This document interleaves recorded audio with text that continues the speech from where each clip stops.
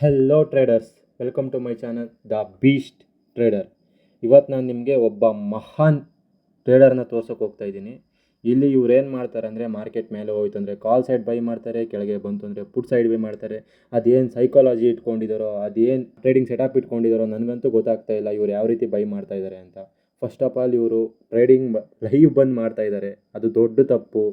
ಅಲ್ಲಿ 70ರಿಂದ 100 ಜನ ನೋಡ್ತಾ ಇದ್ದಾರೆ. ಅವ್ರು ಬಂದು ಇವ್ರಿಗೆ ಸಜೆಷನ್ಸ್ ಕೊಡ್ತಾ ಇದ್ದಾರೆ, ಈ ಥರ ಮಾಡಿ ಆ ಥರ ಮಾಡಿ ಅಂತ. ನನಗಂತೂ ಗೊತ್ತಿಲ್ಲ ಈ ಥರ ಮಾಡಿದ್ರೆ ಏನಾಗುತ್ತೆ ಅಂತ. ಇವ್ರ ಬಗ್ಗೆ ಜಾಸ್ತಿ ಎಕ್ಸ್ಪ್ಲೈನ್ ಮಾಡೋಕ್ಕಾಗಲ್ಲ. ಇವ್ರು end of the day 6K something ಲಾಸ್ನ ತೊಗೊಂಡು ಹೋಗ್ತಾರೆ.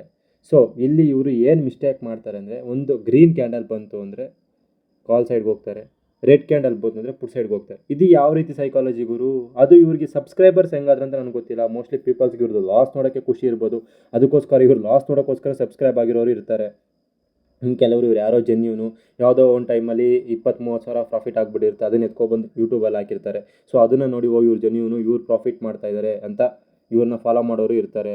ಇವ್ರು ಕಾಲ್ಸ್ ಕೂಡ ಕೊಡ್ತಾ ಇರಲಿಲ್ಲ, ಅದು ಒಳ್ಳೇದೇ. ಕಾಲ್ಸ್ ಕೊಟ್ಬಿಟ್ಟೇನೋ ಮಾಡಿದರೆ ಇವ್ರ ಜೊತೆಗೆ ಇನ್ನೂ ಕೆಲವ್ರನ್ನ ಲಾಸ್ಗೆ ಕರ್ಕೊಂಡು ಹೋಗಿರೋರು. ಏನೋ ಇಂಥವರೆಲ್ಲ ಅದೇನಕ್ಕೆ ಬಂದು ಟ್ರೇಡ್ ಮಾಡ್ತಾರೋ ನನಗಂತೂ ಗೊತ್ತಿಲ್ಲ. ಇವರು ಪ್ಯೂರ್ ಗ್ಯಾಮ್ಲಿಂಗ್ ಮಾಡ್ತಾ ಇದ್ದಾರೆ. ಕಾಲ್ ಸೈಡ್ ಮಾರ್ಕೆಟ್ ಮೇಲೆ ಹೋಯ್ತು ಅಂದರೆ ಕಾಲ್ ಸೈಡ್ ಅಂತೆ, ಕೆಳಗೆ ಹೋಯ್ತು ಅಂದರೆ ಪುಟ್ ಸೈಡ್ ಅಂತೆ. ಏನು ಅರ್ಥ? ನನಗಂತೂ ಅರ್ಥ ಆಗಲಿಲ್ಲ.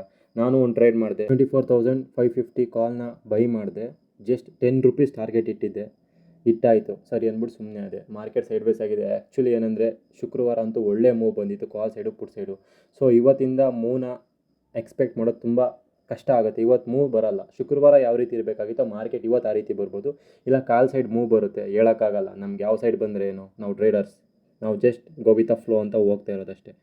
ಸೊ ಇವತ್ತು ನೋಡ್ಬೋದು ನಾನು ಯಾವ ರೀತಿ ಟ್ರೇಡ್ ಮಾಡಿದೆ ಅಂತ. ಇವತ್ತಿಲ್ಗೆ ಈ ವಿಡಿಯೋನ ಮುಗಿಸ್ತಾ ಇದ್ದೀನಿ. ದಯವಿಟ್ಟು ಇಂಥ ಇನ್ಫ್ಲೂಯೆನ್ಸರ್ಸ್, ಇಂಥ ಟ್ರೇಡರ್ಸ್ ನೋಡಿ ನೀವು ಟ್ರೇಡ್ ಮಾತ್ರ ಮಾಡೋಕ್ಕೆ ಹೋಗಬೇಡಿ. ಯಾರನ್ನೂ ನೋಡ್ಕೊಂಡು ಟ್ರೇಡ್ ಮಾಡೋಕ್ಕೆ ಹೋಗಬೇಡಿ. ನಿಮ್ಮದು ಸೈಕಾಲಜಿ ಏನಿದೆ, ನಿಮ್ಮ ಸೆಟಪ್ ಏನಿದೆ, ಅದ್ರ ಪ್ರಕಾರ ನೀವು ಟ್ರೇಡ್ ಮಾಡಿ. ಸುಮ್ಮನೆ ಅವ್ರು ಹೇಳ್ತಾರೆ, ಇವ್ರು ಹೇಳ್ತಾರೆ, ಅವ್ರು ಹೇಳಿದ್ರು ಬೈ ಮಾಡಿ ಅಂತ, ಇವ್ರು ಹೇಳಿದ್ರು ಬೈ ಮಾಡಿ ಅಂತ, ದಯವಿಟ್ಟು ಅದನ್ನೆಲ್ಲ ಕೇಳ್ಕೊಂಡು ಮಾಡಬೇಡಿ. ನಿಮ್ದು ಏನಿದೆ ಅದನ್ನು ನೋಡ್ಕೊಂಡು ನೀವು ಮಾಡಿ. ಸುಮ್ಮನೆ ಅವ್ರು ಹೇಳೋದು ಇವ್ರು ಹೇಳೋದು ಕೇಳ್ಕೊಂಡು ಮಾಡೋಕ್ಕಂತೂ ಹೋಗಬೇಡಿ. ಪರವಾಗಿಲ್ಲ, ಸ್ಟಾರ್ಟಿಂಗಲ್ಲಿ ಲಾಸ್ ಆಗುತ್ತೆ. 1 ವರ್ಷ ಆಗ್ಬೋದು, 2 ವರ್ಷ ಆಗ್ಬೋದು, 3 ವರ್ಷ ಆಗಲ್ಲ. ಮಾಡಿದ್ದೇ ತಪ್ಪನ್ನ ಮಾಡಬೇಡಿ. ಇದನ್ನು ಹೇಳ್ತಾ ಇವತ್ತಿಗೆ ಈ ವಿಡಿಯೋನ ಮುಗಿಸ್ತಾ ಇದ್ದೀನಿ. Okay, good bye, take care boys.